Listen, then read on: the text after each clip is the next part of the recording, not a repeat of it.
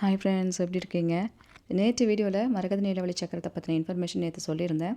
நிறைய மெசேஜஸ் வந்துருந்துச்சு. நிறைய மெசேஜஸில் எல்லோரும் சொல்லியிருந்த ஒரு விஷயம் என்னென்னா, எனக்கு சித்தரையா கையால் தொட்டு கொடுத்தது எனக்கு வேணும், அம்மாவோட அந்த கைப்பட்டது, அம்மாவோட உடல் பட்டது எனக்கு வேணும், மெயினாக ஐயாவோட கைப்பட்டதுனால எனக்கு வீட்டில் இருக்கணும் அப்படின்னு சொல்லி நிறைய பேர் சொல்லியிருந்தீங்க. அதே போல் ஏற்கனவே வாங்கினவங்க வீட்டுக்கு வந்ததுக்கப்புறம் என்னெல்லாம் மிராக்கள் நடந்திருக்கு அப்படிங்கிறத அவங்க சொல்கிறத கேட்கும் போதே மெய்சில் இருக்குது. அந்த மாதிரி விஷயங்கள் நடந்திருக்கு. இங்கே ஒரு சிஸ்டருக்கு பார்த்தீங்கன்னா வாங்கணும்னு நினச்சதுக்கே பல விஷயங்கள் நடந்திருக்கு. அதை தான் அவங்க சொல்லணும்னு நினச்சிட்டு இருந்திருக்காங்க. அதை சொல்லியிருக்காங்க. என்ன சொல்கிறாங்கிறத கேட்கலாம். அதுக்கு முன்னாடி மரகத நீலவழி சக்கரத்துக்கு இன்னும் ஒரு 3 நாள் தான் இருக்குது. நீங்கள் உங்களுக்கு அந்த பொருள் வேணும் அப்படின்னு நினைக்கிறவங்க நீங்கள் பெயர்கள் கொடுக்கணுன்னா அந்த வீடியோலேயே வாட்ஸ்அப் நம்பர் நம்ம கொடுத்துருக்கோங்க. அந்த நம்பரில் நீலவழி சக்கரம், மரகத நீலவழி சக்கரம்னு சொல்லி டைப் பண்ணி அனுப்புனீங்கன்னா அதை பற்றின இன்ஃபர்மேஷன் நான் உங்களுக்கு ஷேர் பண்ணுறேன்.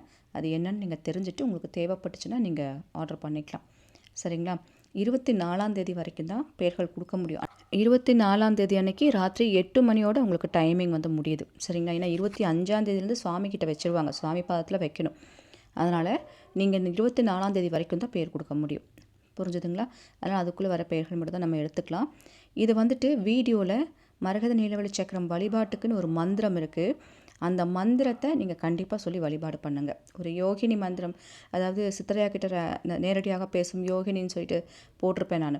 நீங்கள் மரகத நீலவழி சக்கரம் அந்த ஃபோல்டர் இருக்கு இல்லையா, ப்ளேலிஸ்ட்டில் இருக்குது. நீங்கள் அதை பற்றி தெரிஞ்சுக்கணும். அந்த வீடியோலாம் பார்ட் 1, பார்ட் 2, பார்ட் 3 அதெல்லாம் பார்த்தீங்கனாலே உங்களுக்கு கம்ப்ளீட்டாக புரிஞ்சிடும். அதில் அந்த வீடியோவும் போட்டிருக்கேன். அதுக்குன்னு மந்திரம் இருக்குது. நீங்கள் உங்கள் வீட்டுக்கு மரகத நீலவழி சக்கரம் வந்ததுக்கப்புறம் அந்த மந்திரத்தை சொல்லி நீங்கள் வழிபாடு பண்ணும்போது அது எந்த விஷயமா இருந்தாலும் நடத்தி காட்டும். சரிங்களா? அது மந்திரத்துக்குன்னு ஒரு பவர் இருக்குது. அது சக்கரம் வாங்கி வச்சு அதை சொல்லும்போது நல்ல பவர் காமிக்கும்.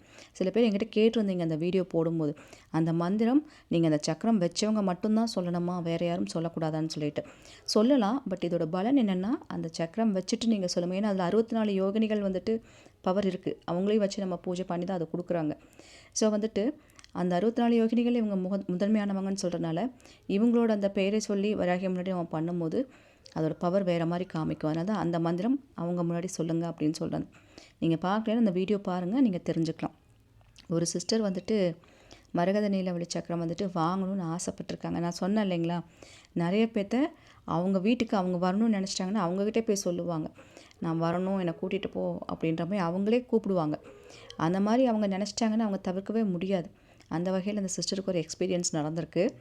அவங்க என்ன சொல்கிறாங்க அப்படிங்கிறத கேட்கலாங்க. ஹலோ ராஜி மேம், வணக்கம். இந்த மரகத நீலவேணி சக்கரம் வாங்கணும் அப்படின்னு முடிவு செஞ்சு, அதாவது உங்கள் வீடியோஸ் பார்த்து நான் லேட்டாக தான் பார்த்தேன். பார்த்த உடனே எனக்கு மனசில் வாங்கணும்னு ரொம்ப ஆசை. ஆனால் என்னோட வேலை அதில் கொஞ்சம் பிஸியாக இருந்ததுனால இதை நான் முழுசாக பார்க்கல. அந்த வீடியோ உண்மையை ஒத்துக்கிறேன். பட் எனக்கு மனசுக்குள்ளே அந்த பேர் ஆழமாக பதிஞ்சு போச்சு. அதனுடைய குணாதிசயங்களை நீங்கள் அடுத்தடுத்த பார்ட் 2, பார்ட் 3, பார்ட் 4 போட்டிருக்கீங்க. நான் அப்புறம் தான் அதெல்லாம் எடுத்து பார்த்தேன். ஆனால் அந்த முதல் பார்ட் 1 பார்த்த உடனே நான் வீட்டில் அம்மாவோட முகம் வச்சு கும்பிட்டுட்ருக்கேன். அம்மாவோட படம் இருக்குது. எங்கே பார்த்தாலும் அம்மா உருவம் இருக்கும் எங்கள் வீட்டில். எனக்குன்னு ஒரு தனி ரூமே என் பையன் அரேஞ்ச் பண்ணி கொடுத்துருக்கான். ஏன்னா அவங்களுக்கு அதில் அவ்வளோ ஈடுபாடு இல்லைன்னா கூட எனக்கு அதில் முழு சுதந்திரம் கொடுத்துருக்கான். அதனால நான் எப்பயுமே பஞ்சமி பூஜை பண்ணுவேன். அது இல்லாமல் அஷ்டமி, ஞாயிற்றுக்கிழமை எனக்கு எப்போல்லாம் மனசுக்கு தோணுதோ அப்போல்லாம் அம்மா முன்னாடி போய் உட்காந்துக்குவேன். அப்போ இந்த மரகத நீலவேணி சக்கரம் வாங்கணும் அப்படின்னு என் மனசில் பட்டுச்சு. அதாவது காரணங்கள் 1000 இருந்தால் கூட அம்மா உடம்பு பட்டது, ஐயாவோட கைப்பட்டது என் வீட்டில் இருந்தால் நல்லாயிருக்கும், சுபிட்சமாக இருக்கும் அப்படிங்கிற ஒரு நம்பிக்கை. ஆனால் குழந்தைங்களோட என் டைம் ஸ்பெண்ட் பண்ணுறதுனால பேரும் பேத்திகளோட எனக்கு இதில் முழுசாக உங்ககிட்ட பேச முடியல, காண்டாக்ட் பண்ண முடியல. அதனால என்ன பண்ணேன்னா, அதை பார்த்த அன்னைக்கு நைட்டு எனக்கு யாரோ என்னை தொட்டு எழுப்புற மாதிரி ஒரு ஃபீல். யார் எழுப்புறாங்க? எப்பயுமே 3:30 மணிக்கு பிரம்ம முகூர்த்த பூஜை பண்ணுவேன். அதுக்காக ஒரு விழிப்பு வருது அப்படின்னு சொல்லி எழுந்து பார்த்தா விடியவே இல்லை. 3 மணியும் ஆயிடுச்சா ஆகலையா எதுவுமே எனக்கு புரியல.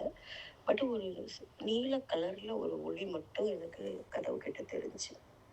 நல்ல ப்ளூ கலர் பிரைட்டான வெளிச்சம். நான் வந்து நைட் லேம்பில் வந்து க்ரீன் கலரில் போட்டிருக்கேன். அதுவும் டைரக்ஷன் வேற. எப்படி கதவு கிட்ட ஒரு ப்ளூ கலர் ஒளி தெரியுதே அப்படின்னு யோசிச்சுட்டு எழுந்து என் வேலைகளை பார்க்க ஆரம்பிச்சிட்டேன். அதை நான் மைண்ட் பண்ணலை. அப்புறம் பார்த்தா பல வருடங்களா பேசாம இருந்த என் பெரியப்பா பிள்ளைங்க, சித்தப்பா பிள்ளைங்க, எங்கெங்கேயோ இருக்கிறவங்க எல்லாம் என்னை காண்டாக்ட் பண்ணி பேசுறாங்க. அக்கா உன்னைய பார்க்கணும் போல இருக்கு. என் பையன் கல்யாணத்துக்கு நீ தான் வரணும், கண்டிப்பா வரணும், அப்படி இப்படின்னு ஏதேதோ ஒதுக்கி வச்சிருந்தாங்களா இல்லை நான் ஒதுங்கி இருந்தேனா அப்படிங்கிறது அந்த அம்மாவுக்கு தான் தெரியும். பட் போக்குவரத்தோ பேச்சுவார்த்தையோ இல்லாமல் இருந்த அந்த இரத்த சம்பந்தமான உறவுகள், பட் அந்த மிராக்கள் நடந்தது. அது ஒன்று. ரெண்டாவது, எப்பவுமே என் பேச்சுக்கு எதிரான வேலைகள் தான் பார்த்துட்டு இருப்பா என் மருமகள். ஏன்னா இப்போ உள்ள யங்ஸ்டர்ஸ்லாம் அப்படிதான். அதனால நான் பெரும்பாலும் கைட் பண்ணவும் மாட்டேன், அட்வைஸ் பண்ணவும் மாட்டேன், சஜஷன் கூட சொல்ல மாட்டேன். ஆனால் அவளா வந்து நீங்கள் சொல்லுங்க ஆண்டி, நான் இதுபடி செய்கிறேன், டெய்லி வாக்கிங் போகணும்னு சொல்லியிருந்தேன், கேட்கல. ஆனால் மறுநாள்லேருந்து வாக்கிங் போக ஆரம்பித்தேன். இது ஒரு சாதாரண விஷயமா தோணலாம் கேட்குறவங்களுக்கு. பட் எனக்கு இது வந்து ரொம்ப அது வித்தியாசமா. ஏன்னா கல்யாணம் ஆகி 3 வருஷத்துல ஒரு நாள் கூட அவ நான் சொல்ற இந்த ஒரு ஹெல்த் டிப்பை ஃபாலோ பண்ண மாட்டான். பயங்கரமா நான்வெஜ் சாப்பிடுவா. அப்புறம் அந்த இஷ்யூ இந்த இஷ்யூன்னு சொல்லிட்டு இருப்பா. குழந்தைய சரியா இது பண்ண மாட்டா. இந்த மாதிரி எனக்கு மனக்குறைகள் இருக்கு. இருந்தாலும் இன்னொரு வீட்டு பொண்ணு, அவளை நல்லா பார்த்துக்கணும், எதுவும் குறை சொல்லக்கூடாது அப்படின்னு ரொம்ப கட்டுப்பாடோட இருந்துக்குவேன். பட் அவளா வந்து அன்னைக்கு கேட்கவும் எனக்கு ரொம்ப ஆச்சரியமா இருந்தது. இந்த மரகதவள்ளி நீலவேணி சக்கரம் வாங்கணும் அப்படின்னு நினைச்சதுக்கே இவ்வளவு அதிசயங்கள் அந்த அம்மா எனக்கு காட்டுதுன்னா, உண்மையிலே வாங்கினா கண்டிப்பா என் வீடு சுபிட்சமா இருக்கும் அப்படின்னு நான் மனசார நம்புறேன். ஆனாலும் நாள் தள்ளி போய்கிட்டே இருந்தது. அதனால தான் உங்ககிட்ட கேட்டேன். அமாவாசையில வந்து வாங்கிக்கலாமா, நல்ல நாள் பார்த்து நல்ல உரையில வாங்கிக்கலாமா. நேற்று தான் உங்ககிட்ட காண்டாக்ட் பண்ணி டெக்ஸ்ட் பண்ணேன். பார்த்தா மறுபடியும் நேற்று நைட்டு நான் தூங்கி எந்திரிச்ச மாதிரி இருக்கு. அது கனவா இல்லை நினைவான்னு தெரியல. அதே நீல நிற ஒளி, ப்ளூ கலர் லைட்டு. அது லைட்டுன்னு சொல்ல முடியாது, ஒரு பிரைட்டான ஒரு வெளிச்சம். கதவுக்கு அந்த புறம் இருக்கு. எங்கள் வீட்டுக்கு மரக்கதவு, கிரில் கேட்டு உள்ளுக்குள்ள இருக்கு. ஆனால் அந்த கதவு நல்லா லாக் ஆயிருக்கு. என் கண்ணுக்கு அந்த வெளிச்சம் மட்டும் கதவுக்கு வெளியே தெரியுது. வந்து எனக்கு ஒன்றுமே புரியல. அப்புறம் மறுபடியும் கண்ணை மூடி தூங்கிட்டேன். திரும்பி கொஞ்சம் நேரம் கழிச்சு நான் வெளியவே நிற்கிறேன், வந்து கதவை திறக்க மாட்டியா அப்படின்னு ஒரு வாய்ஸ், ரொம்ப ஃபெமிலியரான ஒரு வாய்ஸ். தூக்கி வாரி போட்டுருச்சு. நம்ம பிள்ளைங்க யாரும் வெளியூர்லேருந்து வந்து வெளியே நிற்கிறாங்களோ, ஃபோன் அடித்து கதவை திறக்காம விட்டுட்டோமா, வேகமாக எழுந்திரிச்சு கதவை திறக்கிறேன். விடிகாலை 4 மணி. அன்றைக்கி நல்லா தூங்கியிருக்கேன். 3:30 மணி பிரம்ம முகூர்த்தத்துக்கு கூட எழுந்திருக்காம தூங்கியிருக்கேன். இந்த வெளிச்சத்தை பார்த்துட்டு அப்படியே கண்டினியூ ஆகுது. அது கனவா, நினைவா, பிரம்மையா எதுவும் தெரியல. போய் கதவை திறந்தேன். அங்கே ஒரு சலனமும் இல்லை, ஒரு அசைவும் இல்லை. எனக்கு என்ன பண்ணுறதுன்னு ஒன்றும் புரியல. யாருடா நம்மளை வந்து எழுப்பிட்டு ஒளிச்சு மறைச்சி விளையாடுறாங்களோ, ஒரு வேளை எங்கள் சித்தி பேத்திங்கெல்லாம் அந்த மாதிரி விளையாடுவாங்க. பெரியம்மா அப்படின்னு குரல் கொடுத்துச்சு, கதவு பின்னால் நின்று பயமுறுத்துறது, அந்த மாதிரி சின்ன குழந்தைங்க மாதிரி இன்னுமே விளையாடுவாங்க. நானும் அவங்களுக்கு ஈக்குவலாக விளையாடுவேன்னு வச்சுக்கோங்களேன். அந்த மாதிரி ஒளிஞ்சிருக்காங்களான்னு நானும் சுற்றி முற்றி வீட்டை சுற்றி தேடுறேன். யாருமே இல்லை, யாரும் வரவும் இல்லை. ஆனால் அந்த குரல் எனக்கு ரொம்ப பரிச்சயமான ஒரு குரல். வெளியவே நின்றுட்டு இருக்கேன், எவ்வளோ நேரமா, கதவை திறக்க இவ்வளோ யோசனையா அப்படிங்கிற ஒரு வாய்ஸ். அதனால தான் இன்னைக்கு காலையில் எழுந்தோன்னா முதல் வேலையாக பூஜை முடிஞ்ச பிறகு குரு வரையில் பணம் அனுப்பியிருக்கேன். என்னை புரிஞ்சிருப்பீங்கன்னு நினைக்கிறேன். இது எனக்கு மட்டும்தான் இந்த மாதிரி தோணுதா என்ன அப்படிங்கிறது தெரியல. நீங்கள் தான் இதுக்கான விடையை சொல்லணும். ரொம்பவுமே சந்தோஷமாக இருக்குது அவங்க சொல்கிறத கேட்கும்போது. இவங்களுக்கு மட்டும் இல்லை, நீலவழி சக்கரம் வாங்கி வீட்டில் வச்சதுக்கப்புறமே நிறைய இதே மாதிரி நிறைய பேர்த்துக்கு நடந்திருக்கு. அம்மாவோட வைப்ரேஷன் அவங்க வீட்டுக்குள்ளே நடக்கிற மாதிரி, சலங்க சத்தம் கேட்குது, பேசுகிற மாதிரி, ஒரு மாதிரி உருமுறை மாதிரி, அந்த மாதிரிலாம் சத்தமெல்லாம் கேட்குது அப்படிங்கிற மாதிரி நிறைய பேர் சொல்லியிருக்கீங்க. அது வந்து அம்மா வந்துட்டாங்க அப்படிங்கிறது உங்களுக்கு நல்லா தெரியும். உங்கள் மனசுக்குள்ளே அவங்க இருக்கிற ஃபீல் தான் அவங்க வெளிக்காட்டுறாங்க. அந்த மாதிரி அவங்க இருக்கிறாங்க அப்படிங்கிறத அந்த மாதிரி உங்களுக்கு வெளிக்காட்டுற மாதிரி இருக்குது. சரிங்களா? ஆனால் நான் ஒன்றே ஒன்று சொல்கிறேன். ஒருத்தங்க ஒரு தெய்வம் உங்கள் வீட்டை தேடி வரணும்னு நினச்சிருச்சுன்னா அது யார் நினச்சாலும் ஸ்டாப் பண்ண முடியாது.